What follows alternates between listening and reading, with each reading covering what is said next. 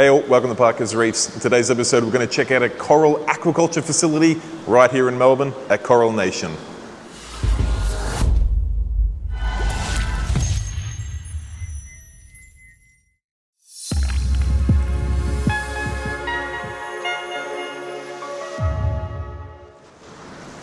Alright, here we are, another beautiful sunny day in Melbourne, but don't worry about the weather outside. We're here to check out Coral Nation's brand new coral aquaculture facility, and I'm here with Rowan, the man himself. He's going to take us through the story of this facility, what stock he's got now, what the plans are for the facility, and of course the infrastructure right here that's running it all. We're going to check it all out. So Rowan, tell us all about it, man. What led us to this? Yeah, so what happened, I think the main, I did a video a while ago back at my home when Coral Nation started. I think if I showed you the original setup, you'd probably have a heart attack, but yeah, no, we kind of grew at home, and it got to a point that, yeah, we had to make a decision, were we going to continue what we were doing there, or were we going to just do that next step? And it was a big decision that we had to make, and yeah, come the whole COVID situation, and I thought, look, the timing was perfect. I knew that there was going to be a little bit of a lull for a year or two, so kind of thought, let's jump into it then. Yeah. And beginning of this year, we started up over here, and that's where we are now. We're sort of expanded, and yeah, this is our new home. New home. Run us through it. Tell us about the facility. So the facility, the total volume is roughly about 5,000 litres. Okay. The main display system is on the other side of the partition over here. Sure, yep. So you kind of got like a display room almost in there, and then we've got the engine room here. Correct. Yep. So when we, on the long-term idea is that if we do open up to customers in the future, when we do that, that side of the area will be very fully mature. Yes. And it will be a beautiful site. Yep. Right now it's still getting there. We'll check it out in a second, but personally I think it's looking great, and I can definitely see in the short-term future that being a facility where local fish shops can walk in, pick out a few dozen frags, load them up in a box and put them on their shelves that day. While they're on their way to the airport, which is right next door to us, collecting stuff from the terminals. On their way back, they can stop with us and just top off the order. Tanks. Perfect. Because I know now that I've had a little bit of a peek behind the curtain at how ordering goes with wholesalers and that. Sometimes you put in a order and you get maybe 40% of it, and you only find that out when it's on the plane to you. So that's correct. A local fish shop planning a big weekend goes to the airport, picks up half the stock they expected. They can pop in here and top it up. Yeah, well, that's it. And also we do the free delivery basically at the request of the local shops. So, if a shop wants a delivery on a Friday, we can arrange that. And if they want to top up on a Saturday afternoon, we can arrange that. Yeah, amazing. So, yeah, that's what we bring to the table. Nice. So in this room here is the main sump room, or sump area for the front room. Huge sump room. Yeah, it's taken up a lot of space in this corner. This whole area here is empty, and we've got space for another 3 setups. Sure. So, yeah, the sump over here is a 2 meter by 1.2. It was built and designed by Starfire Aquatics. Oh, yeah. Billy helped a lot, and he did a good job. The original idea was this just to be basically all the filter media. There wasn't an idea to have a refugium inside here. Okay. This was going to be the refugium. Yeah, big display refugium almost. Yeah. Yeah, it was. And then when we started setting it up, we were just a little bit unsure about the temperature in this room, so we decided to leave that unfilled at the moment. Yes. And we got the refugium inside here. That's still it's just taking a long time to sort of get going. Yes. But yeah, we got some plans for that. The main filter system is the full filter socks. Sure. Water flows through into there. And then we've got filter media, bio balls down here as well as in the back over there. And then the first pump is obviously just putting it through the UV system. We've got 150 watt RK Systems X-Flow. Absolute beast of a unit, yep. Yeah, it does a good job. So that just circulates the water around. Yes. And then the water goes through the refugium, and hopefully it will start picking up one day. Runs through the refugium and then into the back chamber, which is the first pump starting on the left is the heater chiller. Okay. That's circulating the water through. And that's this beast of a unit that's just kicked on now, running away. Yeah, it's just kicked on now. It's not an inverter system. It's just a I think one of the old styles. It basically just goes full either heating or cooling. Yes. This is a local Brisbane, local for Queensland, local Australian made, yep. Australian-made company, solar-wise. Great service from them. Can't fault them. Fantastic. Yeah, so that manages all the temperature for all the tanks? Yes. Both heating and cooling? Yeah, really, really. Look, it keeps the entire system within about 0.3, 0.4 of a degree. Wow. So it's super accurate. Yeah, really, really accurate, yeah. So I imagine it's a bit of a challenge in a warehouse style facility where things can get hot, things can get cold. Yes. Yeah, so we're lucky because most of our water volume is very well insulated. Yes. We've got, so in the office area where the tanks are, that's insulated. You've got the first hanging ceiling. Yes. And that insulates it to a degree. And then on top of that, you've got an office area. And that's got an air conditioning heater. Yes. So when the temperatures do get pretty high in Melbourne, yep, that air conditioning will switch on. Yep. And when it gets really cold, that heating will switch on. So yeah, perfect. That room there, I don't think it's ever, the fish tank room has ever varied between 20 and 23. Yeah, nice. It's never changed. Perfect. Oh, so yeah, even in the middle of winter. Yeah, nice. This room, yeah, though, it does go up and down. And in the middle of winter, we do have polystyrene foam that we sort of barricade. Insulating that sump. Yeah, makes sense. But we haven't actually had any problems with the temperatures at all. Pretty happy. Now, speaking of beasts of equipment, run me through this skimmer here. This is not something you see every day. Yeah, so I think one of the biggest issues for us was what skimmer do we run off a 5,000 litre system? Yeah. Originally it was going to be around about a 6,000 litre system if we ran this tank as well. Yes. So we were looking at a number of skimmers and this one really stood out to us. This is the RK Systems, it's the RK8. Yes. It's a circulating Venturi skimmer.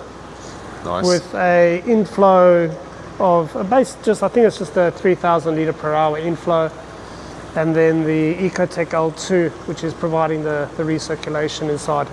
Beautiful. It's it definitely does the job.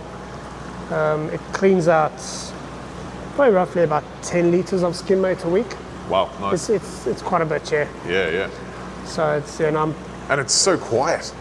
Yeah, well, it is, and I think that's because it doesn't run off a needle wheel. Yeah. So it doesn't run off a needle wheel, and B, it does have a airflow gauge. Okay, yep. That I've actually taken off at the moment. I was finding it was restricting it a little bit. Sure. But I'm pretty happy with it, and it's trick. Wow. Yeah. Normally, when you see skimmers of this size and designed for commercial sort of facilities, they're normally pretty loud units, but this thing, apart from seeing the lovely foam building up inside there, you wouldn't even know it was running. Oh, look, I think, it's the sump, the noise from the sump sort of hides it a little bit. Yeah, sure. You wouldn't really want the sump in your lounge. No, you wouldn't, but I mean, it's not. It's in an aquaculture facility. The fact that you can hear water running is peaceful because you know things are working. Correct. Now, tell us about some of the other stuff on this sump. I noticed you've got Calcorsa running over there. I can see some automation. I can see a Trident hiving over in the corner there. There's a KH Guardian that appears to be disconnected. Yeah. So tell us about it. So basically, when we started off, we were running the KH Guardian and the Trident, and then slowly over time, we switched the KH Guardian off. And the main reason why we've done that was, I just sort of think I thought it was overkill. Sure. At the moment, we've got the Trident running on controlled dosing. Okay. So the backbone of the system's alkalinity, calcium, magnesium or alkalinity and calcium is the Kalk stirrer. Yes. That one runs primarily from 10 p.m. until 10 a.m. Okay. And it's dosing about 20 liters a day. So that keeps the pH at a good level. Yeah, beautiful. And it's also keeping most of our calcium up. The alkalinity then runs primarily during the lighting period, photo period. And then again, that's controlled with the apex. So we're normally keeping it between 8.2 and 8.4. Yes. It stays within that range, and yeah, no, we're pretty happy with that. Working a treat. Yeah, so then we're running the 2 parts as well as magnesium Yes. through the apex. And then Set up over there's, there, yeah. yeah, when we come around, there's, we're running a lot of DOS. The old Apex DOS doing the job. Yes, so we're running DOS we're dosing peroxide at night. Yes. So, yeah, we run about 100 mils per night. Okay. We just went through a little bit of a dyno phase. Yes. So that sort of got us out of that. But then also, we're dosing the alkalinity, the calcium, the magnesium. We're running the auto water change system. So we're running about 50 liters per day. Okay. To keep things nice and stable and keep. Yeah, and just to really keep the trace elements up. Yeah. Okay. Yeah. We do supplement trace elements Coral Essentials. Yes. So yeah, super happy with that with their A, B, and C. Yes. Haven't started dosing other stuff, but we are still looking into that once RCP results come back. Yep. And then I think one of the nice things about the DOS is, the Apex system, is that you can use it for anything. And a perfect example is when I got this heater chiller, normally they say, keep it outside. Yeah. Right. Yep. And the big question is, well, the one thing is it gets the fresh air running through. Of course. And it won't either heat up or cool this room, because come the middle of winter and that heater's on, it just pumps out cold air. Yeah. Right. Okay. And this room gets pretty chilly. But the other thing you don't think about is the condensation. Yes. So when I set it up originally, I was getting condensation coming up, and I originally had this pipe running out. Yes. And I used to have a river running down the car park. And I don't think my neighbours were too happy. They didn't say anything about it. I told them, look, it's just fresh water. Yep. But it as the river was running, it was collecting all the leaves. Yes. Okay. So it literally looked like a nice little wild environment running down.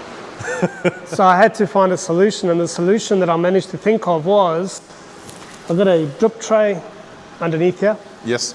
connected with an optical sensor.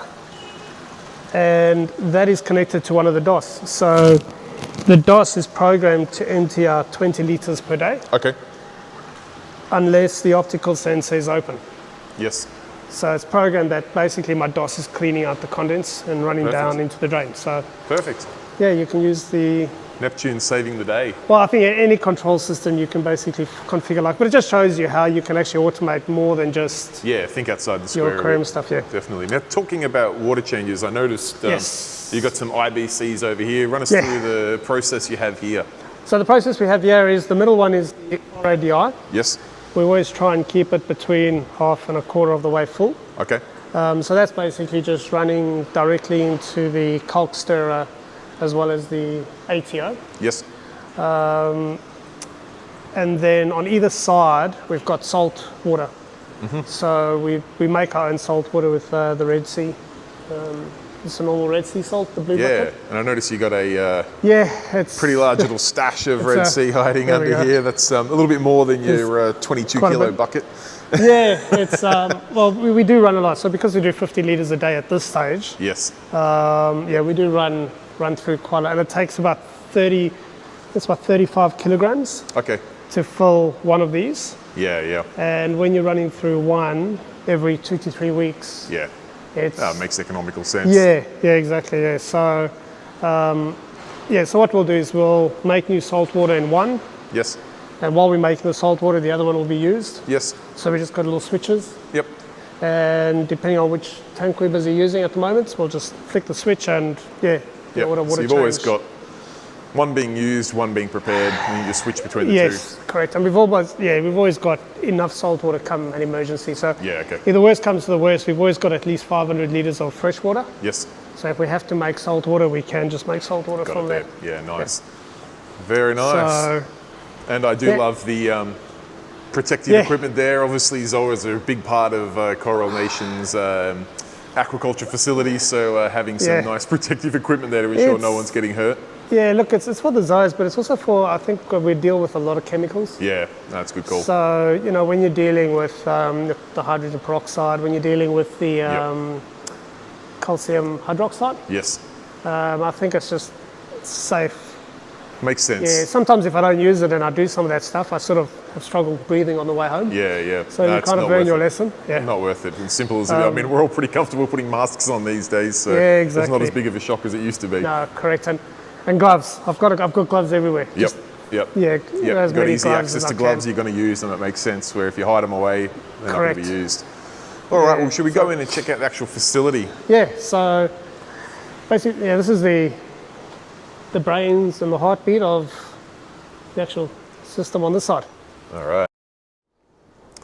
All right, so here we are in the, I guess for lack of better words, the retail or display room where it's currently at. Run us through the systems and what the plans are, where they are now, where they're headed. Yeah, so at the moment, so we got the three main systems. Each tank or each frag system is 3.6 meters by 1.2 meters, so 3.6 meters long, 1.2 meters wide.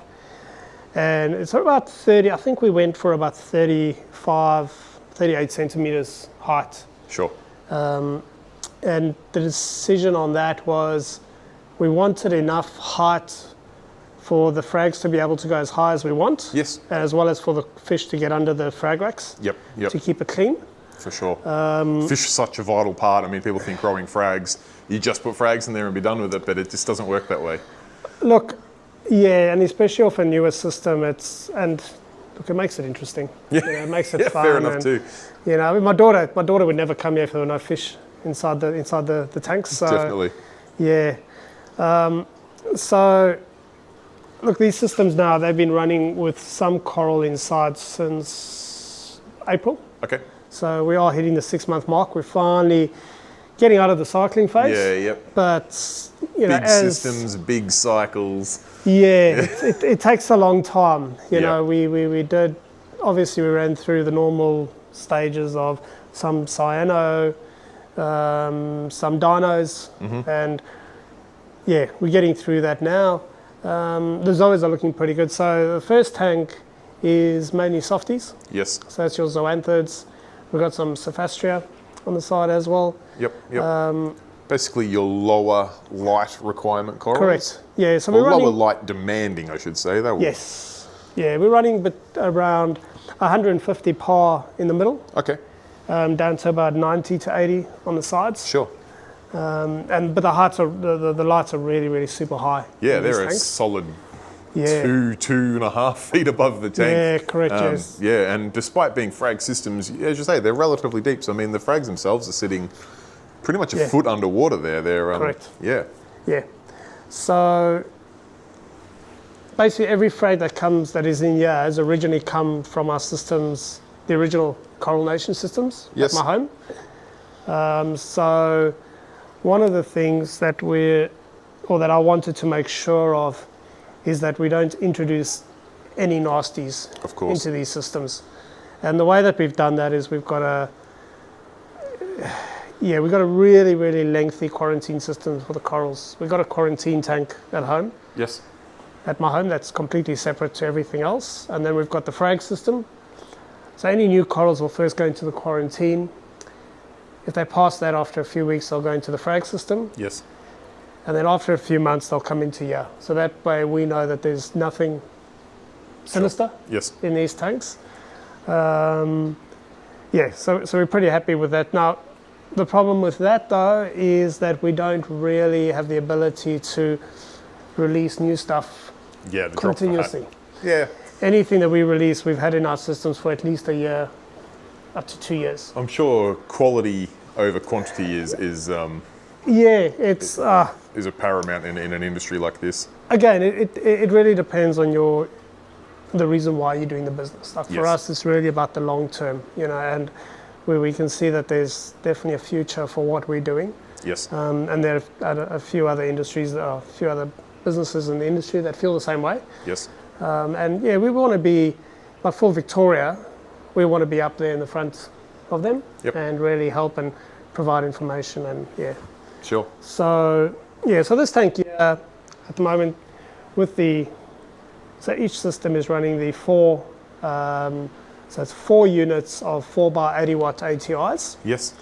The lighting setup that we're running is, so each half of a tank has got 6 Blue Plus, ATI Blue Plus, 1 Actinic and 1 Coral Plus. There's a Coral Plus, yep. So that's on this half and then on the other half. When it comes to the wave makers, the water Yes. movements, we've got 7 Neuro 5s Okay. per tank. Per tank. Yep. And then we realized, well, that wasn't enough. Sure. Yep. And then we put in the 2 XF 350s, Yes. the Gyres. Yep. We realized, well, that wasn't enough. And then we put in a Stream 3, The big twinsies. the big Twinsie Stream 3. So that provides a really good amount of flow around the tank. And I Yeah. think for the softy tank, we hit the mark. That was good. Yep. Yeah, there's plenty of flow. When you get to the SPS tank, it's a little bit Got to take a bit a more little of a bit different. challenge. Just one additional thing. Yeah. So Got a nice diversity of flow there. I mean, you've got the big Yes. gyres doing that laminar flow around the outside inch, I guess, of the tank. correct. You got the Neros pushing side to side, and then you got the Stream 3s just getting some back and forth movement there, I guess. Correct. Yes, 100%. And then also, like, there's a lot of flow that's coming out. So we're probably running about 10,000 liters per hour. Yeah, that's a That's the overflow. large. This is 4 foot wide, you said, yeah? So Correct. it's a 4 foot wide weir, and you can see there's a decent amount of water flowing over there. So Yeah. And I'll go around the I'll close the door. It's dead silent. it is absolutely, quiet, yeah. I mean, you forget that close we are in a warehouse facility here. Yeah. It's absolutely quiet. You can barely hear a trickle of water. And especially when you consider we're running 30,000, for all 3 tanks, 30,000 liters per hour. Yes. It's quiet. Yeah, very quiet. It's amazing. If anything, you can probably hear the dehumidifier upstairs. Yes, yeah, absolutely. Yeah, that is all you can hear. Yeah, so it's pretty good. Amazing. So on the fish crew, so each tank has got RAS, tangs, chromis, and then basically something to devise stuff off the floor. Sure. So in this tank, we've got the Massa tang, the Sohol tang, the lipstick tang, and then we've got a number of chromis. And then on the RAS side, we've got leopard RAS, we've got the Melurnus RAS, we've got the 6-line RAS, Yes. and we've also got a new little trigger that is very entertaining. And yeah, I think it's going to be a handful when it gets older. He'll ensure no one's putting hands in the tanks at least. Big lawnmower Blenny there as well, I see. Yeah, there's a lawnmower Blenny. He looks like he's not on a diet. He's He's enjoying he's life. loving life, yeah. Yeah. And you've got a Neptune auto feeder on each tank just to ensure that Correct. they get some food. Yeah, and the reason why, I mean, look, so really the way we set this up, or the way I set this up was really just to run with little involvement from myself, It was really on autopilot. So Yep. if I don't come over for a day or two, I know Yep. the fish are still going to get fed. It's got the coral, we're running the Red Sea AB Plus energy Okay, yes. food. So that's also on a doser. So that would come on at night. So really we don't have to be here for probably up to 3 days. Nice. And yeah, Now this, at this point in time, is an extension from being a sort of a home side hobby, becoming a part-time interest with plans of growing into a full-time industry. look, definitely it is. It's a long-term plan for myself. Yes. I think, when we started, we were just running from home and we were doing the online ordering, and it was great. I think we really made a good name for ourselves in the Yes. industry. And then the decision was, like I said earlier, was really just to expand, and how do we expand? And one of the things that we wanted to make sure was that it was a difficult decision at the beginning of this year. We did reach out to a few distributors or a few wholesalers, and at that time we were thinking, well, is it a possibility to get wild corals in and sell? Yep. And then the decision was made that it's probably not what we want to do in the long term. Sure. Because the minute we would start getting wild corals in here, we just don't know what's coming in. Yeah. And we don't have the space right now over here for a quarantine setup. Yes. So we put that on hold. Sure. And we said, okay, let's focus 100% on the sustainable side of the industry. And that's going to be the way we're going to be going forward. Yep. And it makes sense for a number of reasons. Well, one, you've got the aquaculture history behind you. So like you've got that experience which you can then scale up. But also two, there are some question marks around the wild collection status in Australia at the present and definitely into the future. So gearing up for that sustainable approach would seem a wise choice.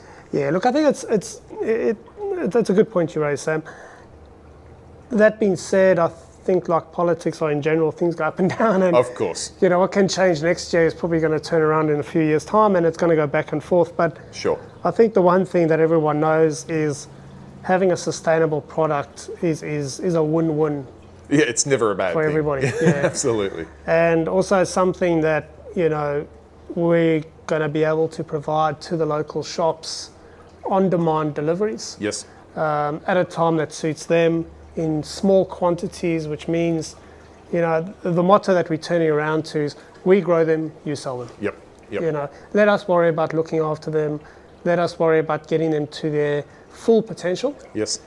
And then the local shops, they can just sell them quickly. Yep. And yeah, if they sell them in one day, we can come and deliver in the afternoon again. Yep. So, perfect. Yeah. Then in this tank over here is primarily the SPS. Sure. So again, this one is going to take a long time to get going, but it's already starting to look nice and colourful. Absolutely. Everything from here has been transferred from our home systems. So the home systems are going to be shifting over more into LPS, the Scollies and things like that. Yes. And so mainly Scollies, Monties, LPS and SPS. Yes. But mainly Scollies, Monties, Gonnies. Okay. That's what's going to be sitting over there. And the big reason for that decision was the lighting that we're running is very straight down. Yes, okay. And we were finding with our digis that the one sides were always not getting light. Okay, yeah, right. When we put them in here with the T5s, they're getting light from everywhere. Not an issue with So, spread yeah, with exactly. T5s, that's for Yeah, sure. so having a shallow frag system with LEDs is really great for Monties. It's really great for, you know, your Scollies, anything that likes light coming straight down. Yes. But anything that requires the light coming from all the sides, Yes. It's a bit harder. we've shifted into the system, yeah. Sure. So, but we do have a few little test pieces. Yeah, I mean, there's no And- shortage of test pieces in there. Yeah. Looking at a bunch of digi growing in Like- there. Got that beautiful Like that little Sustainable Reefs, fairy lights. the is fairy it? lights, it's Looking super very, happy. very And happy. Got some pretty primo frags up here on top of this rock that are growing out as mother Yes. colonies, I believe. yeah, so there we got a few of there's the petrol stick, the Jason Fox Flames, the Walt Disney's cherry bombs. Beautiful. There's a few nice high-ends up there. Definitely. My personal favourite's this one on the corner of this rock here with the purple base with the big, thick green corallites on it. I don't know what it is, but it's absolutely stunning. Yeah, that was it's an original Sustainable Reefs one. Yeah, nice. Can't think of the name, and I got it somewhere along the way, and yeah, It's a keeper. it is. Yeah, definitely. Definitely. And then you've got a third system that's Yes. coming along. It's coming up It is. online. Doesn't obviously have any corals in it as Yeah, yet. no corals in. And the reason why I set it up, basically, we just had some spare AI primes. Yep. And I wanted to set it up so that when we do put coral inside, we don't have to go through a new cycle. Yeah, it makes sense. You've got the surfaces all primed, they've got all the bacterias, everything's ready to go. Yeah, exactly, yeah. So we've got the lights ready. So when we do put coral inside, we'll set the lights up. Yep. And basically when that tank number 1 is full, yes, we'll then start filling up this tank. That's the idea. Overflow room. Yes. Very nice. So the flow on the second tank, which is similar to the softies, yes, is exactly the same. It's these 7 Neuro 5s. Yes. It's the 2 XF350s, and this one's got 2 streams. So the streams are running in opposite. Running an anti-sync type. They're running anti-sync, yeah. Lovely. And I think I mentioned to you earlier, Sam, that the pulse mode for these stream 3s, unfortunately, is just not long enough for a big tank like this. Yeah, we'll have to. I did get the opportunity to meet Mr. Tunzi at Underwater Pet Expo, and it's a shame that we aren't able to do that again just yet, because we'll be able to tell him to say, hey, can you make a version that's going to handle 12-foot long systems, because the pulse mode isn't quite long enough for a system this big. Yeah, they probably don't have that problem too often. I can imagine. It would be nice if they could have like a tidal, tidal mode or something like that. Yeah, but definitely. Yeah, it's I think that's the nice thing about the gyres is it's just the controllability is amazing. Yes. It's just, but the stream 3s, well, it is just to push water. Yeah, that's what it's made for, and they do that really well. Yep, I'm sure there's many different ways that I could put it on a timer, or we could connect it on to the through the Apex. Yes, through Apex. There would be a way to do that. So Coral View Hydros or something like that, they would work well. But in the meantime, they're moving water. That's the main thing. It does the job. It does the job. So then in this tank, the fish wires, again, the tangs, the chromis and the wrasse. The only thing really different on this one is just the purple tang. Yep. And the bristle tooth. And we don't have a sohole. Thank goodness. And we've got a little Picasso trigger. Yeah, a little Picasso trigger that's, I don't know, about the size of half of my thumb. He's tiny. Yeah, he's super happy inside you. I think he might think he's a chromis or something. Yeah. He will for now. I'm sure he'll remember who he is when he gets a bit bigger. Yeah. Very cute. Yeah, one of the problems that we had initially when we set up in the first month of this place was humidity. Yes, can imagine. That was a massive problem. So we were hitting 80, 90% humidity inside. Jungle weather, yeah. Yeah, and then upstairs, because obviously all the warm air goes up there. So all the heat that's coming from the T5 systems are actually going upstairs. That's why you don't really feel it that bad over here. Yeah. And we literally had waterfalls running down the windows. Oh, wow. So what we had to do is, the first step was we had to get polystyrene sheeting to cover the windows. Sure. So that at least provides a bit of a barrier for the temperature difference. And then we had to have a big industrial dehumidifier running upstairs. Okay, yep. So that keeps the humidity to around 50-55%, which is super, super good. Perfect. So the humidity was a major problem. Temperature-wise, like I said, temperature in this room, on the hottest of days and the coolest of days, it stays between 20 and 23. Yep. So it's not a problem at all. Super good. Yeah. And look, we're happy where we are now. Location-wise, we're super close to my house. Yep, perfect. It's close to the airport. Yeah. Pretty much most local pet shops in Melbourne are going to drive past us on their way to go and collect stuff from the airport. So strategically well-chosen location. Exactly. Does the job well. Yes. So from here, how do Melbourne local fish shops, or other local fish shops for that matter, progress? How do they go about getting an account with Coral Nation and getting some of these frags onto their shelves? Yeah, so it's super simple. Just pop us an email, sales@coralnation.com.au, or just send us a messenger through our Facebook account. Sure. Contact us, we'll let you know what's available. Going forward, we do have a dynamic pricing model that we can explain to our customers. Sure.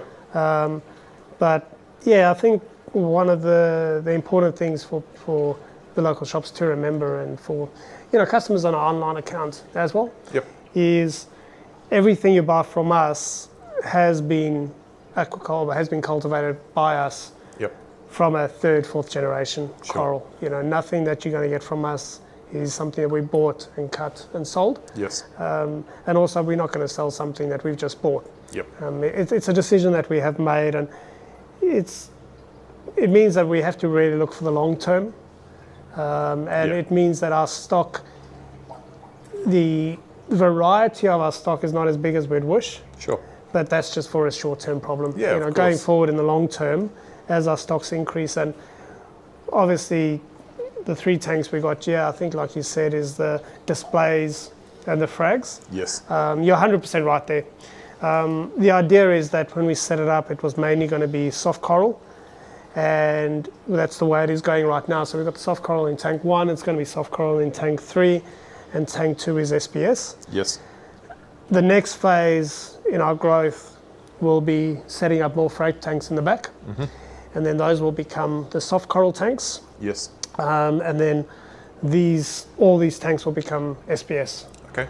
And when that happens, then we're hoping to be in a situation that we can invite people in to come and take a look, and really become something of a nice little trip for people in Melbourne. Yeah, absolutely. I mean, they can let us know. I know Queenslanders have a little bit of a lucky ability of being able to just pop down to a wholesaler and walk around and point at a few things. There's something down in these southern states we're not quite so afforded the luxury of. Correct. Producing that niche, I guess, will be absolutely incredible. Yeah, hopefully that's what we can provide. And again, we love working with the local shops in Melbourne, as well as local shops all over Australia. We do have some potential for some customers in Queensland as well as New South Wales. Yes. And it's a good future for us. Fantastic. If things keep on going the way we hope. Well done. I really appreciate you taking the time to take us through the facility, and Thanks, Sam. Absolutely, I love seeing people that get into the hobby because they enjoy it. They grow into a little bit of a side passion or get a little bit of a side income from it. And then some people like yourself have then taken that next step to make it a full professional operation. And it's inspiring. So well done to you. I think one additional little thing that I'm excited about is, we're going to be one of the few large scale aquaculture facilities that will be growing the high-end mother colonies. Sure. So things like the stuff that we don't see coming out that often, we'll be able to grow them in the really large volumes, big mother colonies, and making them available to everybody. So we're really looking forward to that. Bringing the coral to the people. Yeah, Hence the name Coral Nation. Good That's stuff. 100%. Love it. Thank you so much. Thanks, Sam. All right, guys, there you have it. That is Coral Nation, the brand new coral farm located right here in Melbourne. Rowan is doing some incredible things in such a short period of time. I cannot wait to see where this facility is in the next 6 or 12 months. And it does point out a nice little reminder that I will pop in there in a few months' time to check and see how things are going. So if you do want to ensure you do not miss that video, be sure to hit that subscribe button in the bottom corner down there. It takes 2 seconds of your time, costs no money whatsoever. If you've got any questions, comments, feedback for either myself or the team at Coral Nation, pop it in the comment section down below. Other than that, guys, till next time, stay safe, keep reefing. Bye.